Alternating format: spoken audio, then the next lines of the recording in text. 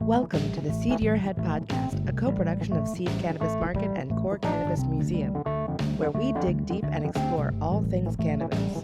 In each episode, we'll plant seeds of knowledge and cultivate a deeper understanding of cannabis, and along the way, we'll have some fun. On the farm once owned by General Patton, his great-grandson continues the legacy of serving the military and community by cultivating organic cannabis products grown responsibly.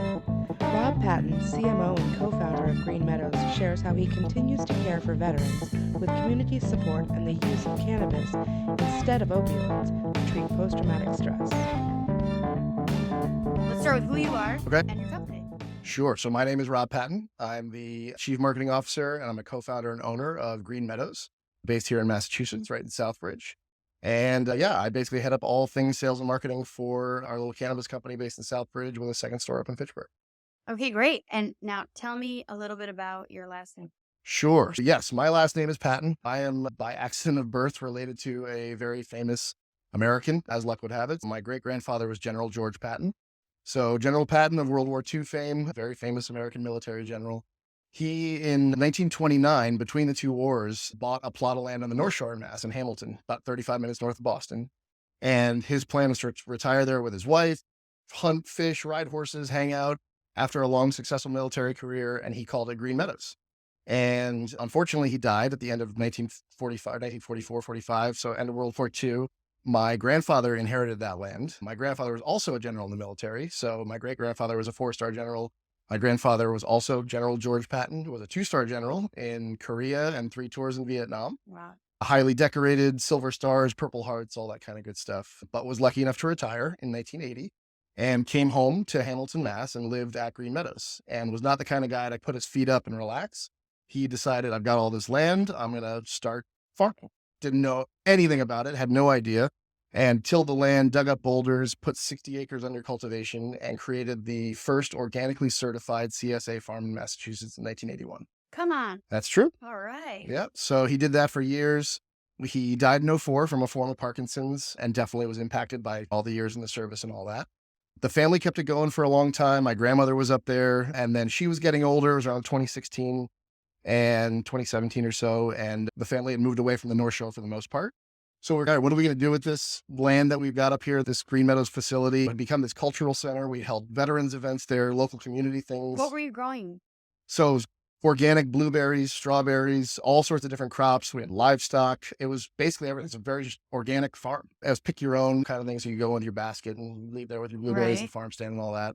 So yeah, we literally sat around the kitchen table and said, what are we going to do with this land? And it was my aunt who was living in Europe and my uncle who had been doing a lot of work with veterans and said, there's a lot of research out there that says medical cannabis is what veterans should be relying on, not opioids and not all these other medications and things that they're on. We literally took a vote. It passed, but my grandmother's first words were over my dead body. Like, that was her thing. And not luckily, she's still alive. Oh, I was going back. Luckily she died. And I was like, please say it. You're right. She's still alive. Okay. Still, love you, Grandma. Yes, love you, Grandma. She's our biggest supporter. Honestly, she's so behind us. She cuts out all the newspaper clippings and sends it and all that cute grandma stuff. But now we're not in Hamilton. We did find a new home in Southbridge, but now it's a 10,000 square foot canopy. We've got a full CO2 extraction lab. In homage to my grandfather, we grow completely organically in living soil. And then we have 2 stores, one store in Southbridge that's both rec and medical. And then our store in Fitchburg is about 2 months old, is rec only, going to medical later this year. So it was really my dad and my older brothers and I that kind of took up the mantle of the new Green Meadows and started this business. And that was, again, 2017 or so. And so the first store opened in 2021, and we've been going since then. So tell me about growing in organic soil. Sure. And I know I started out in cultivation 10 years ago when there was no state of the art and those kind of things, and tried growing in living soil, and it continually failed micro. Yes. So tell me how you have overcome this beast and the challenges associated with it. Yes, it is a beast. It is super hard to grow organically, especially indoor. So we are an indoor grow. We basically do everything that we can to replicate outdoor conditions in every shape and form. So organic soil, living soil is the first part of that. So creating that environment of indigenous microorganisms in the soil that create that symbiotic relationship between the plant and the soil, and just trade nutrients back and forth and keep this ecosystem healthy and ongoing. In doing so, again, we started as just an homage to what my grandfather was doing. we did some research that organic growing, obviously cleaner for you, better for you. There's those kinds of mantras about organic in general, but the impact that it has on the plant and things like terpene profiles and the minor cannabinoids that really are impacted beyond just THC, of course, that's really where organic kind of stood out to us. So yeah, we decided we were going to go for it. So the first people that we hired and brought into the organization were folks that had grown organically, both indoor and outdoor, specifically cannabis, but also tomato farmers from Puerto Rico we brought in as consultants to the business and that kind of thing. So if you come to our facility now, no salts, no synthetics, no rock wool. It is true living soil. You can see the Earthworld farm and all the organic inputs that we have: guano, seaweed, kelp, earthworld castings. I mean, it's a truly organic operation. So I'm really interested in what you're talking about. And I know I'm not going to ask you to nerd out on the very detailed scientific components of this. Sure. But I just want to mention, so currently you're sitting in the Core Cannabis Museum. Yes. This podcast is an extension of the Core Cannabis Museum, which is also houses the seed dispensary here in Boston. Yep.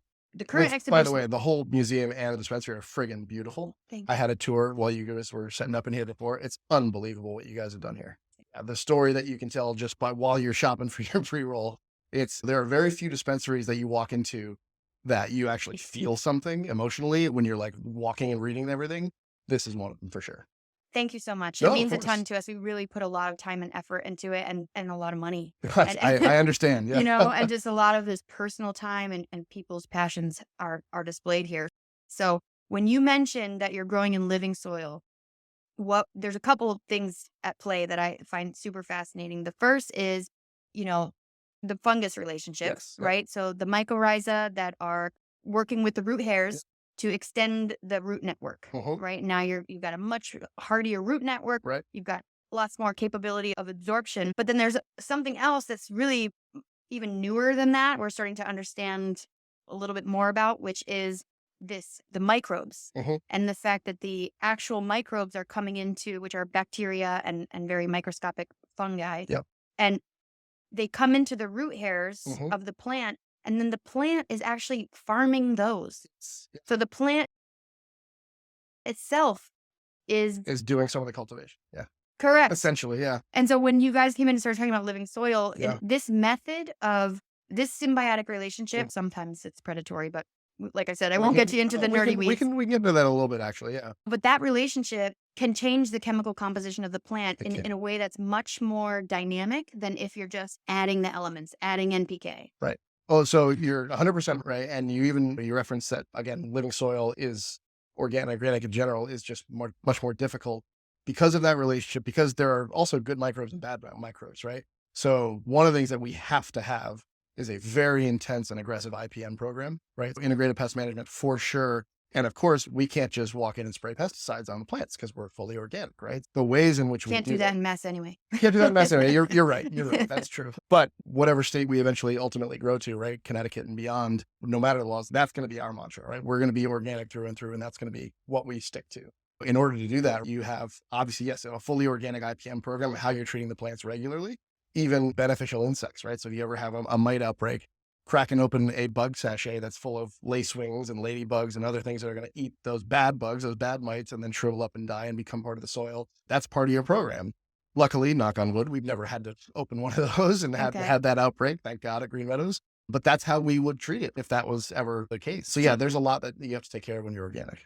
Love that. Love the beneficial insect protocols. They just feel right. And they also make the grow so cool. It does. When we give tours, it's a different kind of vibe in there for sure. Yeah. Definitely. But then what about some things that you can't treat that way? And how, I know it's difficult to find organic options. Yes. I know we've used rosemary oil and all kinds of rosemary oil, cranberry juice. There's all different kinds of like home remedies that people have talked about. Honestly, we look for things that are OMRI certified, first of all, right? So yeah, cannabis, we're never going to get the USD stamp until federal legalization, and we don't have to talk about that for a while, we know, right? Right. For now, is it OMRI certified? Is it Clean Green certified? Are there other organizations and other operators out there that we know that are operating organically that have used this and say, yeah, it's a viable solution, it's fully organic, it's in line with our principles? That's essentially what we're leaning into to try to take care of it. For us, it just became, again, going to that idea of back to just what's better for your body, what's better for your mind, heart, and soul, all that kind of good stuff, right? Yeah, you go to the store, typically, not always, but you're going to see like an organic apple versus an apple grown with pesticides. A lot of people choose organic apple for a certain reason. Why wouldn't you choose the same in your cannabis, right? That's what was our thought process early on. But then again, going back to what you were saying about how the plant and the root impacts with the soil and all that, the end result on the final bud that you're smoking, it's a visual difference, right? You look at a nug of banana OG grown by Green Meadows organically versus banana OGs grown by someone else, as an example, it's just different. There's a different color profile, there's a different scent profile. Then go look at the testing, understand what the terpene profile looks like as well. And we've validated that and heard that same feedback from our own customers that have said the same thing. So and that's exactly what the data is showing, that you can change the actual chemical composition. So your terpene profiles, your cannabinoid profiles, your flavonoid profiles can be impacted by which microbes are being farmed by your cannabis roots. When those compounds are being exchanged, there's just magic. I don't even know how to describe it. You could say it's magic, but it's what the earth intended, right? Like all we're trying to do is let the plant grow the way it wants to grow. We're not trying to steer it in a certain way. We're just trying to give it the conditions and the nutrients that it was meant to have. That's ultimately, if we do that, then it will grow into the end product that we ultimately want to have at the end of the day. And considering that effort to grow in this particular way, how important is genetic selection and how are you managing that? Very important. Yeah. So, and it's a challenge for sure. We will look at different strains, different genes that are growing all across the country, both indoor and outdoor, ideally organically. So we're talking to operators all across the country. What differences are they seeing based on how they're growing? Of course, there's always the consumer demand aspect of things first. So you want to have a good mix of hybrids, indicas, sativas. Of course, you want to have a good set of options basically to offer the market. So that's the first thing we try to check the box on across the board. But then from there, we would start with a selection of genetics that is going to work in terms of number of harvests that we're going to get per year, what kind of yield we're going to see. And then of course, the average consumer is still coming in, looking at the top of the THC board and seeing what's up there that I'm going to buy. So we got to, unfortunately, cater to that a little bit as well. But if we can do that while also highlighting terpene profiles, while also highlighting the tax spread and the minor cannabinoids that exist within that plant, that's hugely important as well. So we're not just slapping and saying, this is 33% THC. Yeah, we can check that box if we need to, but I'm also going to put right on my COA on the jar of flower. Yeah, here's the terpenes and all the percentages, and here's the effect that you might get because of that. Which is nice because terpene testing is not required. No. And so we don't always get terpene profiles, and it's always enjoyable when we do. Yeah, we put every single product of ours has all terpenes and all percentages listed out. And I notice you guys are one of the only people that have a terpene experience basically on the wall over there. I love seeing that. I'm also Green Meadows Southbridge, our flagship location, has a full terpene bar. So you can go in and smell all the jars and everything and then match that up to what products we have that terpene. Yeah. And our purveyors actually use it quite a bit. So if people come in and they don't know what they want, send them over there. Yeah. It's my thought that your body will tell you what smells good to you, or you'll recognize the weed you like. Yeah. You'll be like, I remember this. I like this. Plus our own senses are some of the most memorable that we have, right? So when you smell and inhale something, you're going to remember that more than just looking at something. Absolutely. All things limonene. I'm in college. Okay. I'm a caraffling guy. Yeah. Oh, really? Yeah. That's so interesting. I don't care for that one. Yeah. So be it. Well, I guess I'll just leave. I'm out of here. Yeah, right? Screw you. But that's awesome. Love it. Yeah. So love the whole concept behind it. I had some questions about the military background, right, of the company itself. Yep. I started out in Connecticut and during the medical program a long time ago, and there were not a lot of, actually there was only one subjective condition that you could qualify to be a medical patient, and that was PTSD. Mm-hmm. And worked with a lot of veterans and really tried to get into that community and understand what was going on. I come from a biotech background, saw some really outrageous usage. Yeah. The type of doses that would take down a rhino that people were just taking daily. Yep. And I couldn't believe it. And so I know this is now a lot more known about than it was 10 years ago when I was doing this. Mm-hmm. But we're not doing anything about it. Yeah. How has your company tried to connect with that military background? And also, what's your experience with that particular condition? Yeah. So Green Meadows, the organization, and the Patton family have had veterans at the forefront since the beginning, right? Our company mission is just simply improve lives. And that's the lives of our consumers, the lives of our staff, the lives of everyone around us, our local communities, but specifically the lives of veterans, right? So that's first and foremost. And so since our inception, whether it's hosting events at the facility to talk about ways that cannabis can provide relief of all different kinds. We were talking before about mental, physical, emotional relief, all kinds of relief that can come from cannabis that can aid someone that's feeling some sort of, whether it's PTSD, anxiety, stress, whatever. So we've hosted veterans events. We've had things around our clone program, which we're obviously doing here at Seed again, doing like horticultural therapy, right? Veterans that come home out of the service and get home, like that's something that they, that it's not highly thought of. It's not thought of very commonly, I would say, as a form of therapy. But getting out in the garden and, shutting off the rest of your senses and just digging in the dirt for a while is extremely therapeutic. It's interesting. I was, I had one of your partners in here prior to you, and we were talking a lot about the clone program and how excited we are to be able to sell live plants to people and get them involved in this process. And just the beauty of being able to interact with cannabis in your own home while it's alive and all those it's good just a parts of different it. experience with the plant. It really is. It really is. And not having, I just guess I didn't think it's probably a really great way to help people. Yeah. No, absolutely. And then look from again, every company in some way, I'm sure, does support veterans. It's an easy cause to get behind us as Americans, right? That's a big thing in all of our lives, right? We as a company, though, really try to walk the walk as much as talk the talk, as well as just saying we stand behind veterans. 15% of our staff of almost 100 people are veterans.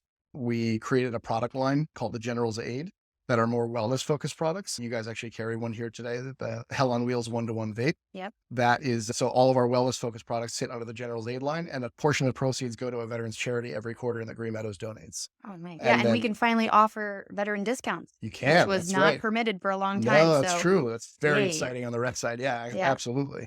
And then as a medical dispensary, we offer the most aggressive discounts for veterans in the state at 30% every day, regardless of your status of disability. Just if you're a veteran, you get 30% every day, and then you get 40% twice a month, every month, once on the 11th to relate to Veterans Day in November, and once on the 22nd to unfortunately tie to the stat that 22 veterans a day commit suicide. Yes. And unfortunately, that stat in most recent data has climbed. I believe the latest number I saw was 57 a day. It's awful. If we're going to go into societal rants later, that might be one area that I dig into a little bit. That's my favorite. Yeah. The closing question. Yes. Yeah. We'll hit on that for sure. But yeah, no, that's just as a company, we're going to continue to always try and do those things first and foremost. That's great. Yeah. And I know that personally here at Seed and in the museum, marketing is a struggle. It is. And when I first started in Connecticut, when it was way stringent for medical, you couldn't do anything. So I want to have you talk a little bit about your background and where you came from before you came into cannabis. And then also how you're navigating this sort of minefield of marketing compliance. Yeah, sure. So before cannabis, I was in digital marketing and ad tech for about 12 years. I worked for a couple of different companies, one an ad agency at the beginning, but then mainly technology platforms that what they did was they used data, all the data that's around us, to influence marketing decisions. And essentially the goal that I had in working with various brands was to enhance the relationship between that brand and its consumers using data first and foremost. And it's essentially my same role here at Green Meadows, whether it's sales or marketing. I'm basically creating a relationship between cannabis and its consumers. But yeah, no, I think that the way that, we've seen the social platforms are going to be limiting for sure at first. Yes, Twitter making the decision to allow cannabis advertising, that's one step. We can debate the efficacy of Twitter as an advertising channel anyway, I would say. But I think with the rise of things like TikTok and basically the ability for the average Joe to be able to tell their story, right? And think about who qualifies as celebrity in today's culture, right? Anyone can be, right? If you tell the right story in the right way or you hit the right audience with it, right? So if we can take that aspect of things of society today and then also tell the right stories about cannabis and cannabis usage and the impact that it's had on people's lives, there will be some intersection of those two things that takes off in the next couple of years, months, maybe, that I think, again, that's where you're going to see a little bit more of an aggressive wave of societal and hopefully political change that's associated with the industry. What that is today, I don't have the right answer. Honestly, I'm trying to figure it out the same way all of us are, right? Right. Yeah. And so I know your chosen IPM compound was not the right question, right? But if you had to choose one platform in the cannabis industry to get your word out, what would you pick? Is it your website? Is it TikTok? I know LinkedIn is pretty. So LinkedIn's interesting. I will comment on that quickly. I think so. It's great because they said, yeah, you can say whatever you want about cannabis. That's fine. Advertise up and down. And yes, the average consumer, of course, also exists on LinkedIn, but also I think to a degree, while there's been some sort of celebratory, the cannabis industry is doing this, that, and the other thing on LinkedIn, it's also a little bit of an echo chamber, right? We're saying it to our followers. We're saying it to the people that we also see in the industry, whatever it is, right? So I think that the true kind of undercurrent of change within the industry, we're not seeing that on LinkedIn. We're not seeing that on Instagram.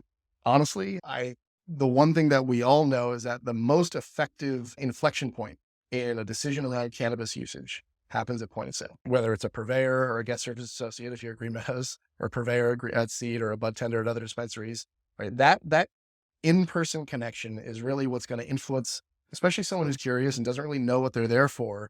That's the deciding factor for them to say, okay, I'm going to try an apricot delight vape, or I'm going to try whatever, grape vape or whatever. My nickname when I was a kid. Oh, all right. That's great. April. Oh, nice. Yeah. All right. Grape vape vapes available at Green Meadows. Yeah. Yeah. So I do think, I think there's, and yeah, so obviously then you can talk about, okay, the social media then becomes, that's people connecting online and whatnot, but there's something to me still about a true kind of one-to-one connection around someone who's an authority or an expert in it, talking to someone who is not, and influencing that change that way. Again, I don't know what channel is the right one to be able to enable that for us. But yeah, it probably is.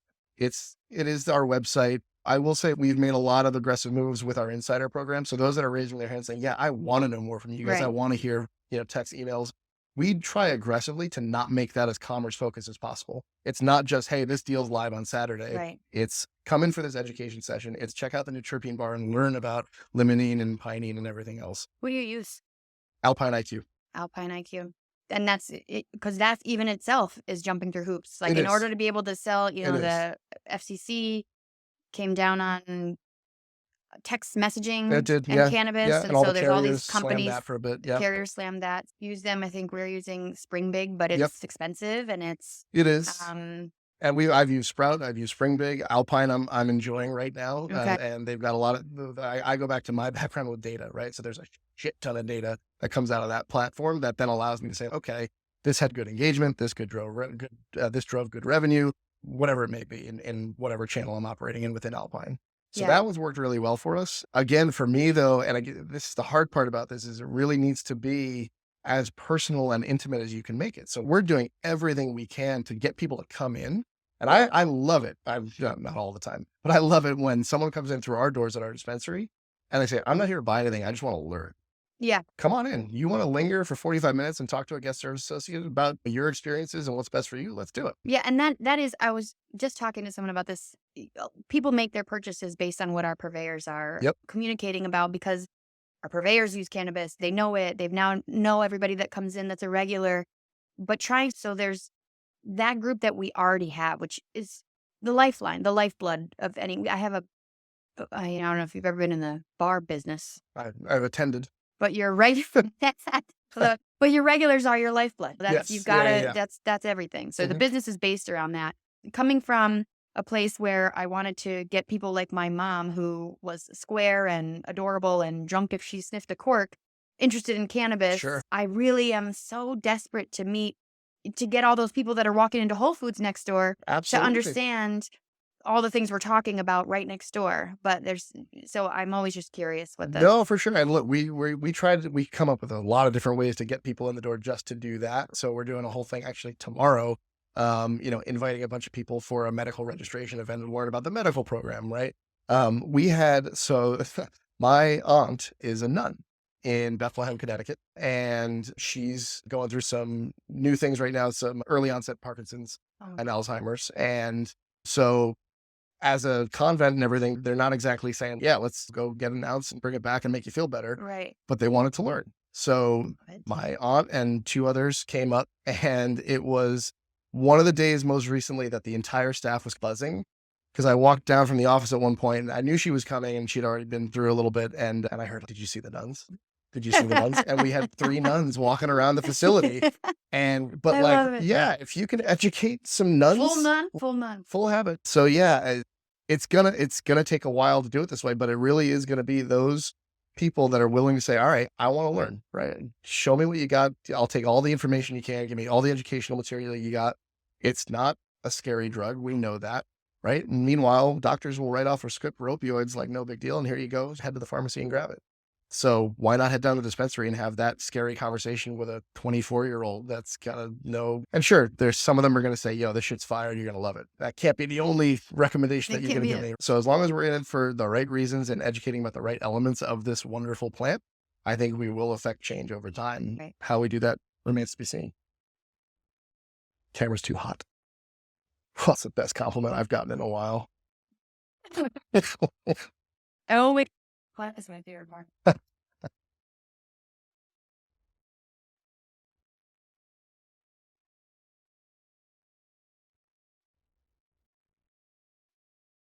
Okay, while I have you here, we have been so excited to be able to sell live plants to That's people. right. Yeah. Like I said, it's really important to get the actual living plant to people. Some people have been engaging with cannabis their whole lives and never seen it live. Never grown it, Isn't never that an touched it. interesting Yeah, it's true. phenomenon? It's Crazy, like having a right? dead dog your whole life.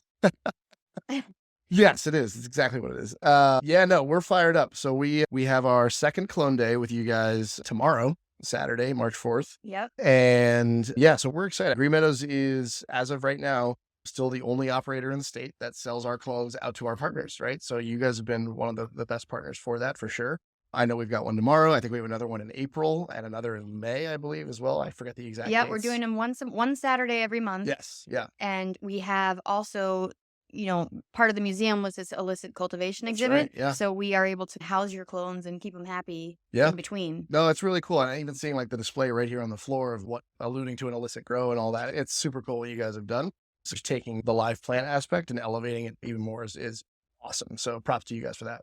And have you guys you're providing a lot of educational support. That's part of what we're pulling from you guys, For sure, in the podcast and in other ways. Let's plan an educational day. Let's do it. Yeah. So we've done a couple at Green Meadows, but we can bring the Green Meadows cultivation team or grow leader and we'll do like a cultivation 101 right here at Seed. I'd love to do that. That'd be awesome. How are you doing with clone sales? Like how many plants would you say you put out in the world? Do you have any idea? Good question. So we started doing this at our own store last April. So it's been 10 months now. And it's exceeded my expectations tremendously. I did not realize how many people grew cannabis or, were just interested in doing it. So first it took off a little bit. And then I'd say once May hit and it got really warm and we got the marketing out there a little bit more, it took off like crazy. We were selling at our own store. We had a batch available. We were probably selling anywhere from 15 to 20 a day. And there's been days where like people show up from 3-4 hours away saying, do you still have clones? Or I'll get an email being like, if I show up at 6 a.m., can I get a clone? I'm like, no, you have to wait till we open. But yeah, you can get a clone once you show up. It's been by far the number one thing that has drawn the most attention to us as an organization has been the fact that we sell clones. So as far as like how many we've sold, it's tough to measure because again, we sell them at our facility. We have a bunch of partners that we've sold them at where we pick a clone or pick a day and do a big clone day extravaganza. My favorite thing about that is that everyone that we've partnered with, we've never had like a one and done, right? We've always had a second or a follow-up, second, third, fourth clone day. And it becomes the partners that we choose love it. The staff loves it because a lot of staff buy them too. And then the customers begin to get accustomed to it. And then maybe you'll get a customer who comes in on a clone day when they're already sold out. And they're like, whoa, when's the next one? Why can't I get one? So it just draws this different kind of attention and buzz around it. That's been awesome. Yeah. And it makes perfect sense for us. We want to get people as close to the plant as possible. So having them here just changes the vibe. It totally does. There's definitely something very rewarding. It sounds corny, but it really is rewarding. Instead of giving someone like a jar of an eighth or a pre-roll, handing them a live plant and being like, good luck. Yeah, it's a sweet birthday present. It's a cool birthday present. It's also, you got to keep this thing alive, right? This is on you now if you want to get the benefit of this at the end of the day. It's a really rewarding thing. And honestly, I would say too that when you do that, obviously you guys are a dispensary. How many people email in and say, oh, my vape cart's leaking or this pre-roll canoed or whatever, and they complain about whatever product. When we started giving out clones, it was like, all right, we're going to open ourselves up for that because God knows what fun issue. It died, right? Yeah, it died before I got to the car. We live in New England and it was 12 degrees that day. Yeah. So there is that aspect. We've had more people reach back out to us saying, look how proud I am, or look how amazing this grow is. Look at my 6-foot Colin OG. Look at my 8-foot Orange Harambe. That's unbelievable. I had a 65-year-old woman email me and say, she was like, I had a green thumb when I was younger. I didn't think I could do this, but I'm growing your Colin OG now. Look at this. And I was like, holy shit. So you get that. You don't get that from someone who takes your weed home and just smokes it, at least not very often. clones has opened up a different form of kind of customer engagement that we're all about. And then again, going back to that idea of what my whole mission is to create that relationship between the brand and the consumer. The clones have allowed us to do that in a different way, for sure. That's been one of the best things about it. Yeah, you're handing out babies. Yeah, seriously. Love it. Yeah. No, we'll do more and more of those. And they're always on the website when they're going to happen, the exact Yes. dates. And we have a lot of information on the website about how to grow them and all that stuff. That's at seedyourhead.com. And right now, just so you know, so we have 5 strains that we sell as clones. I think you guys have, do you know off the top of your head? I think 4. you I have don't know 4. what they are. Pebble Pie, Skittles Glue, Clementine, and Durbantai C99, I believe. Yes, and Blueberry Muffin is coming. Blueberry Muffin is coming. Oh, excellent. That's good. Yes, Blueberry Muffin, which is like a legendary strain. It smells like literally you're taking muffins out of the oven. It's amazing. We are launching that as a clone later this month. Awesome. All right, so I have my regular question for you, which is my end of the podcast question. What is your societal rant? The thing about society that is just weighs on you? For me, it's 2 things. And one of them is getting solved right now, I will say.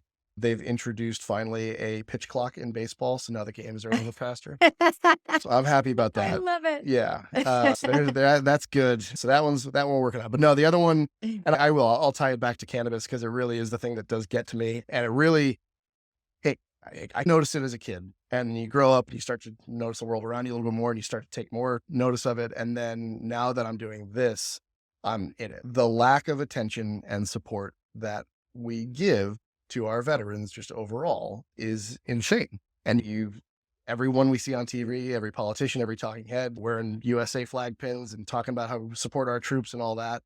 And then what are we actually doing when they get home?